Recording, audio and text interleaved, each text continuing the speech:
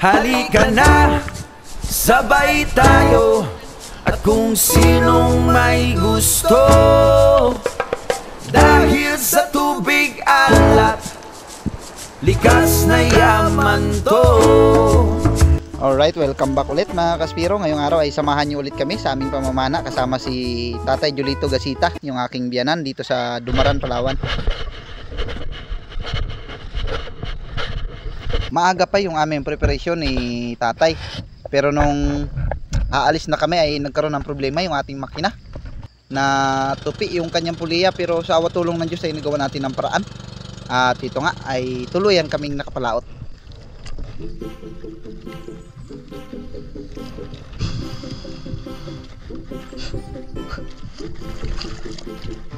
At yung ating naging unang spot ay dito kung saan tayo palaging nakakahuli ng maraming golden trevally.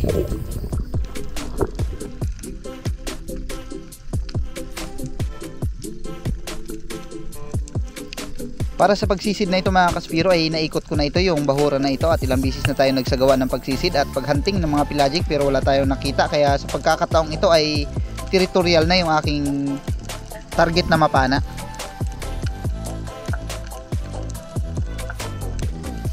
Mag-a-ambush na tayo.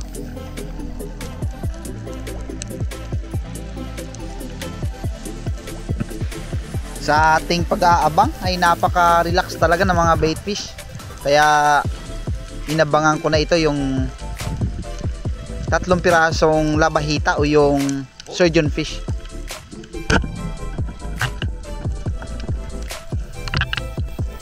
Pinana na natin ng long range shot dahil malaki ang posibilidad na tamaan siya. Malapad kasi yung klase ng isda na ito. At nung tumingin ako sa bandang unahan, napakalaking coral trout ang nakaharap sa atin.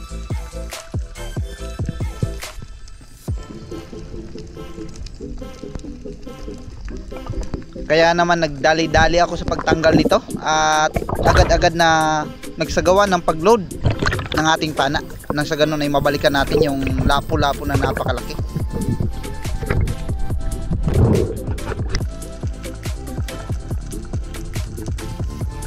Pero sa halip na lapu-lapu ay pasisid pa lang ako nung matanaw kong may mga golden trevally.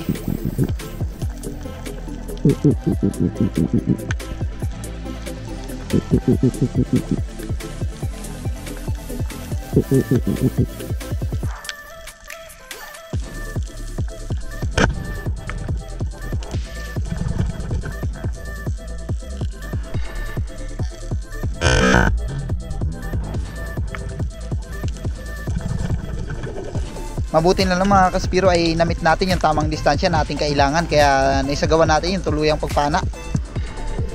Medyo may kailapan kasi yung mga golden trevally na ito, kadalasan ko talagang nahuhulihan ito ay hapon.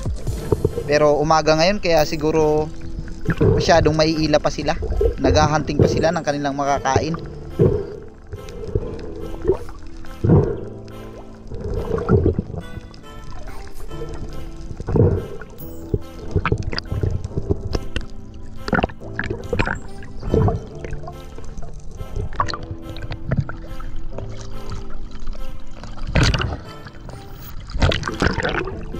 Dahil nakapana nga tayo mga Kaspiro ng pelagic, kaya hindi na natin hinangad muna yung mga territorial.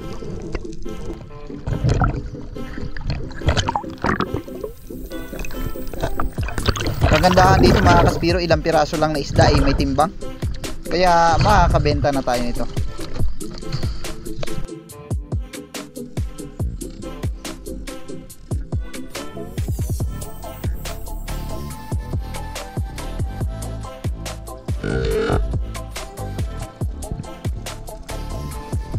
At sa muli nating pagbalik, napakalambing ng King Mac na ito. Dahan-dahan lang yung kanyang pagkilos, kaya dinikita natin ng gusto at bago natin tuluyang pinana.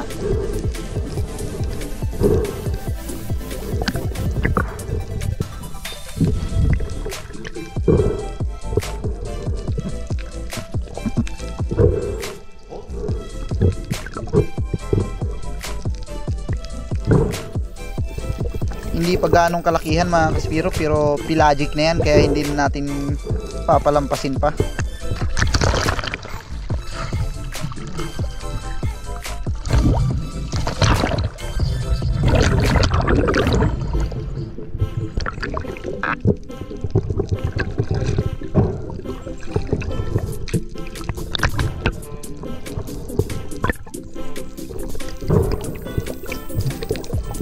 Napakalaki pala ng tama sa tiyan niya. Mabuti na lang hindi nakabitaw, pero yung nguso niya ay may bawas na.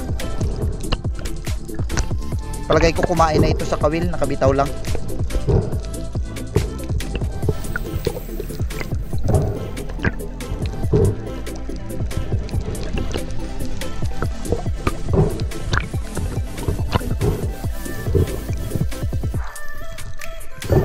Ang ating naging pangatlong isda ay isang king mackerel. Madalang lang yung igkas natin pag pelagic yung ating hinahunting, pero sa bawat igkas natin ay talagang malaking bagay.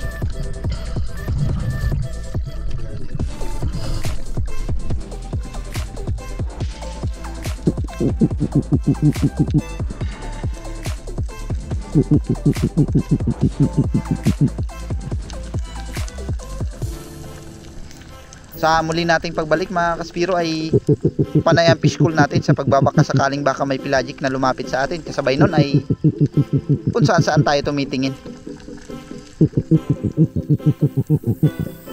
Hanggang sa mamaya-maya pa nga may biglang umangat sa unahan.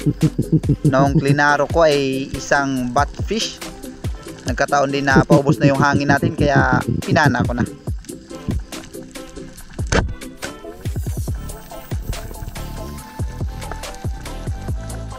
Stone siya talaga yung kanyang inabot. Maganda yun para yung ating siyap ay hindi makilo. May kalakasan din kasi ang isda na ito kapag hindi natin maporta.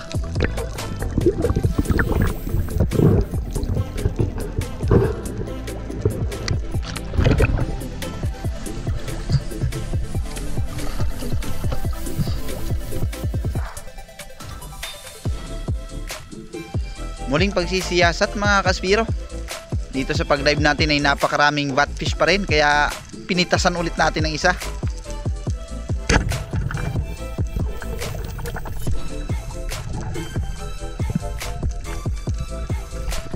At iyon nga mga kaspiro, halatang halata talaga na napakalakas pumalag. Kaya ang nangyari sa ating siyap ay kilo-kilo.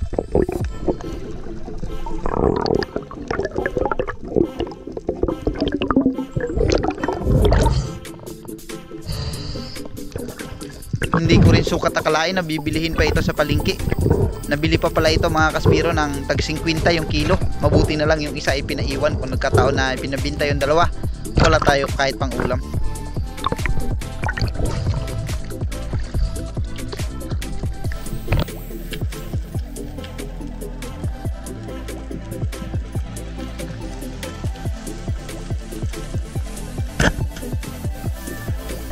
Napakaraming golden trevally at yellow dots, kaya lang hindi pa gaanong kalakihan.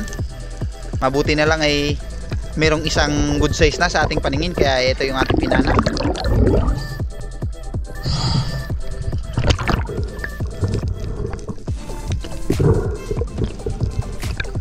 Isang kawayanin o lison.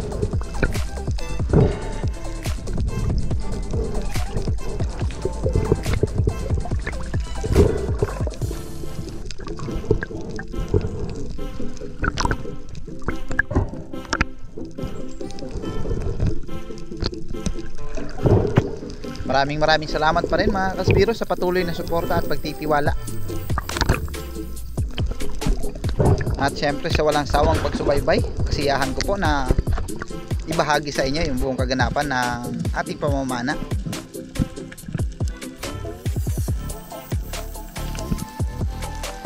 At sa muli nating pagbalik sa ilalim mga kaspiro ay nagmamasid ako sa aking paligid kung ano ang pwedeng mapana na isda. Hanggang sa mamaya-maya pa ay may sumulpot sa harapan ko, isang golden trevally.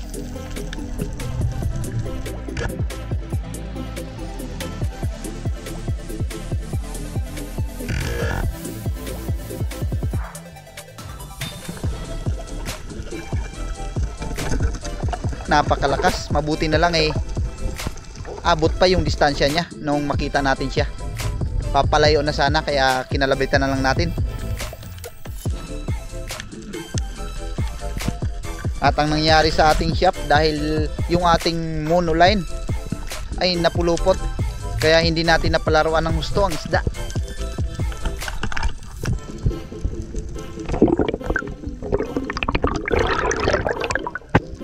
Napakalaki rin pala, kaya gano'n na lang yung lakas niya. Grabe kilo. Stainless ko.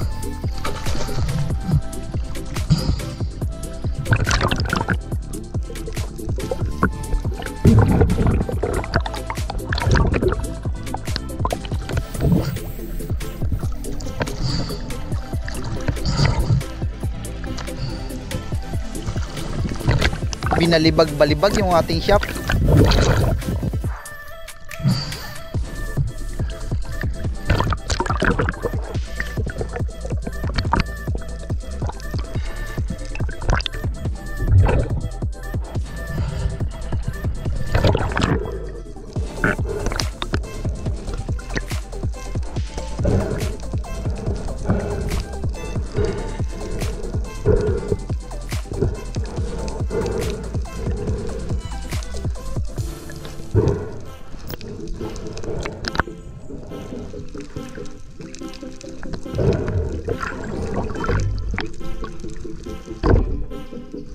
Makikisuyo na rin po ako mga kaspiro. Paki-like na lang po yung video natin kung nagustuhan nyo.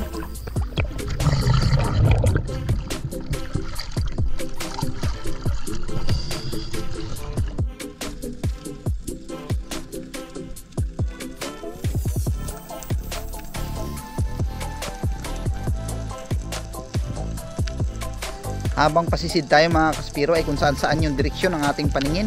Hindi natin alam kasi kung saan manggagaling yung mga pelagic na papunta sa atin. At dito sa pagbalik natin ay nakasalubong ulit natin yung napakaraming golden trevally at mga yellow dots. Sa pangalawang pagkakataon ng pagsugod nila, ginusto nating maka double kill pero ang lalayo ng agwat nila. Kaya hinanap na lang natin yung pinakamalaki at ito yung ating pinana.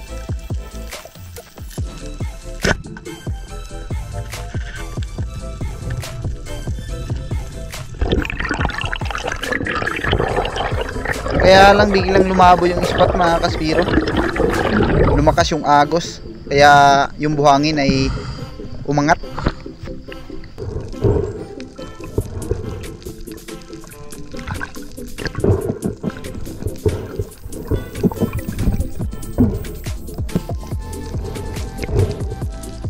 Magandang timing sana yung may banayad lang na agos para sa pelagic. Yan talaga yung oras ng akyat nila sa mga bahura. Kaya lang kung sobrang lakas na rin yung agos ay mahihirapan na rin tayong sumagupa. Sirit na tayo tayo.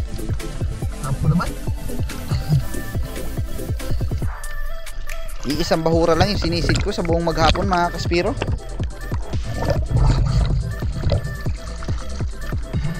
At dahil nga malakas na yung agos at hapon na rin kaya umuwi na kami.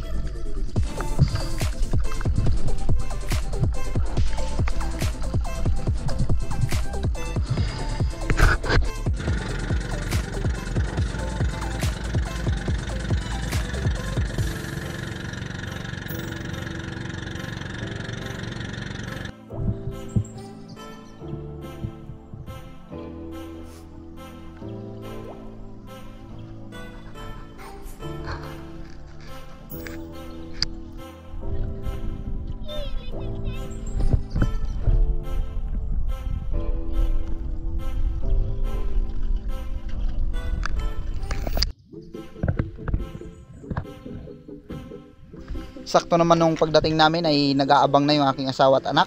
Kaya may nagbibideo na sa atin.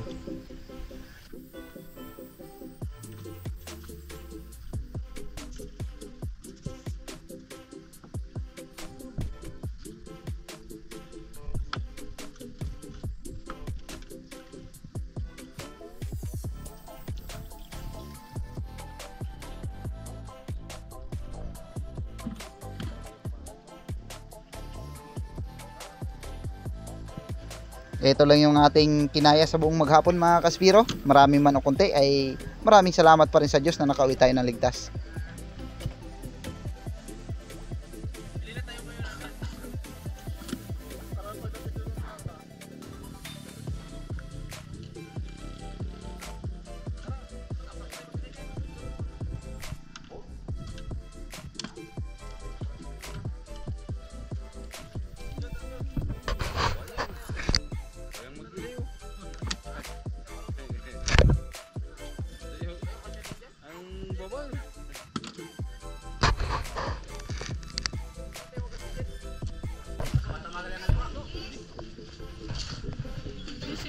At habang pinapanood natin mga kaspiro itong pagtitimbang ng isda, gusto ko lang pasalamatan yung mga nagko-comment ng ating mga video, yung mga karaang upload natin. Maraming salamat kay Kasalom TV, kay Bonnie Mercado, Pain Expert, One Life History, Modis to Paul, ganun din kay Nixon Action. Maraming salamat din kay Erlyn TV, Angel May ng Barangay Bangbangan, San Juan, Eastern Samar. Maraming salamat po kay Opoda Grapel, ganun din kay Judith Gomez at Jernaline Agbay. Yan, solid nating supporters. Kay Bro Romil Navarrete, shout out bro. Kay Jose Roldan Journalist, Tarsan in Palawan, Karinyo Kayadong and family, kay Winnie Denla, maraming salamat din. Kay Johnny Jake 10 Lydia, sabi niya shout out daw kay Denise at De La Cruz family ng Naay Cavite. Maraming salamat po. Christian Espiron and family, shout out din po kay Larry Amos Hilario Lacuachero, ganon din kay Jewel Bael, kay Bro Lucasi, maraming salamat. Kay Loria Vidal, maraming salamat din. Jewel Kaibog at kay Bro Jake Abiner, ganon din kay Austin Jake Bumaa, Rogelio Susalo, Pablo Alaw ng Paranaque, Danilo Achud Springs Adalim, Ruben Lara, Nistor at Jasper TV, Arbok TV, Gerson Mahusay at Pablo Rafael. Maraming salamat po. Sana loobin ay kita-kita ulit tayo sa muling video natin.